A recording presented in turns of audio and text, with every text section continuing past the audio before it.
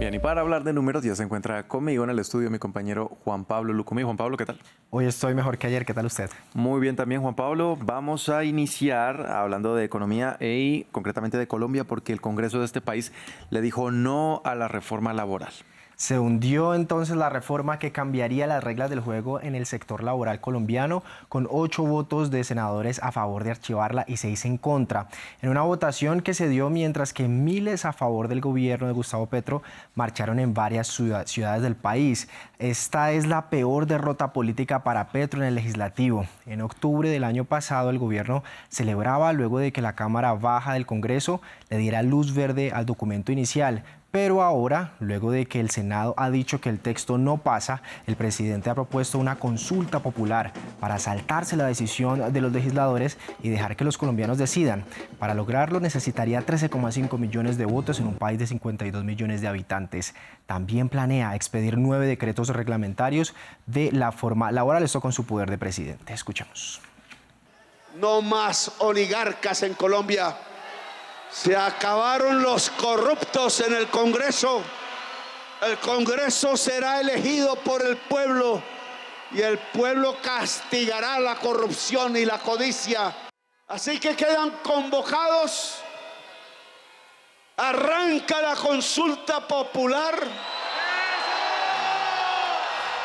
Bien, con esta medida en la que se le preguntará a los colombianos si desean una reforma laboral, podría resucitar el proyecto que hoy está a punto de morir. En su propuesta inicial, con la reforma, el gobierno izquierdista de Petro buscaba la eliminación de contratos de prestación de servicios muy comunes en las empresas colombianas, en donde se contrata al trabajador sin garantizarle pagos de salud, pensión y otras prestaciones. En su momento, el Ministerio de Trabajo dijo que seguirán los contratos temporales por obra-labor, pero sin posibilidad de prórrogas. También quedarían en ese documento los contratos a tiempo parcial sin tener obligaciones como una persona 100% contratada, pero se le garantizarían los pagos a seguridad social, que es todo este sistema de salud y seguridad laboral que hablamos previamente.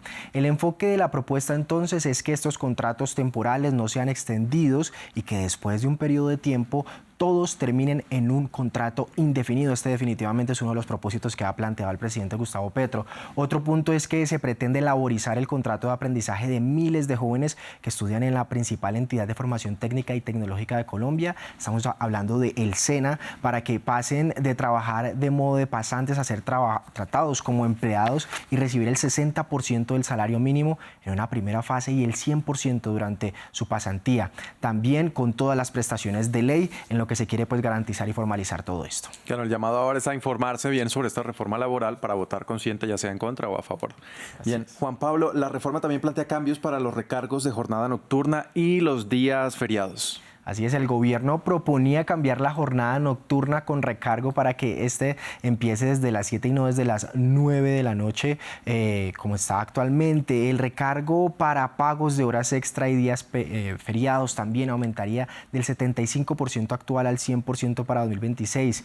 El plan también buscaba dar nuevas regulaciones a los trabajadores de plataformas digitales como Uber, Didi o Rappi, y que las licencias temporales por 7 causas no sean descontadas del salario de los empleados, entre ellas, por ejemplo, ir a votar, citas médicas programadas, eventos de los hijos de los trabajadores en el colegio o una de las más polémicas, los casos de ausencia al trabajo por dolores menstruales en las mujeres asociadas a la endometriosis que pues ya estuviera diagnosticado.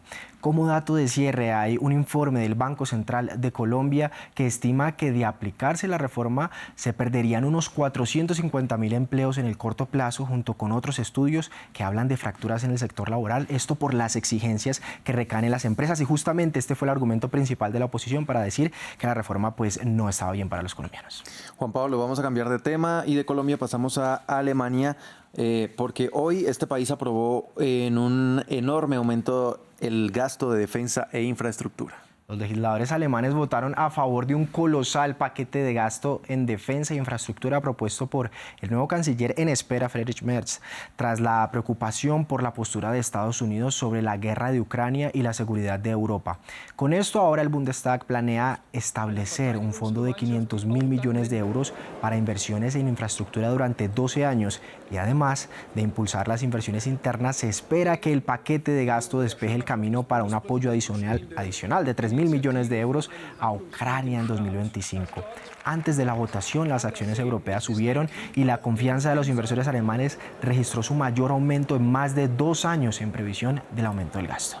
Vamos ahora a revisar los indicadores, Juan Pablo. Justamente estábamos hablando de las bolsas, pero empezamos en Wall Street, que este martes se pintó de rojo con el S&P 500 cayendo más del 1%, luego de que el lunes tuviera una recuperación. El Nasdaq de las tecnológicas casi pierde un 2%, lastrado por empresas como Tesla, que cayó 5,3%. Las acciones del fabricante de vehículos eléctricos ha estado luchando por las preocupaciones de que perderá ventas debido a la ira hacia su CEO, Elon Musk, quien ha estado liderando los esfuerzos para recortar el gasto del gobierno de Estados Unidos. Europa cerró positivo, reaccionando a la aprobación de Alemania a un plan de inversiones públicas masivas para rearmar y modernizar a la primera economía del continente. En otras noticias de ese continente, justamente hoy la justicia belga inculpó a 5 personas y realizó allanamientos en oficinas del Parlamento Europeo a raíz de las denuncias de sobornos que involucrarían a la gigante de telecomunicaciones Huawei. En América Latina, Brasil y México subieron levemente, mientras Argentina cayó considerablemente, más del 2%. El gobierno de Javier Milei aseguró este martes que todavía no está definido el monto del nuevo acuerdo con el Fondo Monetario Internacional y que será la dirección técnica del organismo la que brinde los detalles del programa. Hoy también se registró la primera demanda colectiva en Estados Unidos contra la criptomoneda Libra, que aunque no señala como acusado principal a Javier Milei, sí se le menciona en la demanda.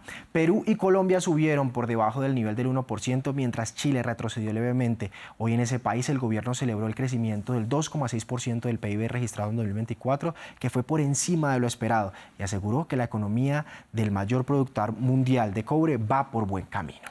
Juan Pablo, muchas gracias por la información de la economía. Nos vemos aquí mismo mañana para más noticias. Aquí estaremos con mucho más, claro que sí.